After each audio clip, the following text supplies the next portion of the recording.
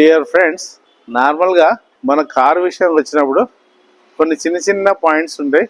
ఆ చిన్న చిన్న పాయింట్స్ని మనం శ్రద్ధ వహిస్తే దానివల్ల లాభం ఎక్కువ ఉంటుంది, ప్లస్ పెద్ద సమస్య మనం అవాయిడ్ చేసిన వల్ల అవుతాం. కారులో వైపర్ బ్లేడ్ ఎప్పుడెప్పుడు ఆన్ చేయాలి, ఎప్పుడెప్పుడు ఆన్ చేయకూడదు అనేది 2 విషయాల గురించి నేను డిస్కస్ చేస్తున్నాను.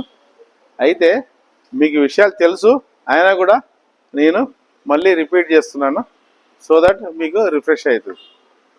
వైపర్ బ్లేడ్ ఆన్ చేయాలంటే 3 కండిషన్స్ ఉండాలి. ఐదర్ వర్షం పడుతున్నప్పుడన్నా, గ్లాస్ మీద సఫిషియెంట్గా నీరు ఉంటే, వెట్ కండిషన్ ఉంటుంది కాబట్టి వైపర్ ఆన్ చేయండి. లేదా వైపర్ నాజిల్ ఆన్ చేసేసి పూర్తిగా గ్లాస్ మీద నీరు ఉండేటట్టు చూసి కొద్దిగా వెట్ కండిషన్ ఉన్నప్పుడు ఈ వైపర్ బ్లేడ్ ఆన్ చేయండి. లేదా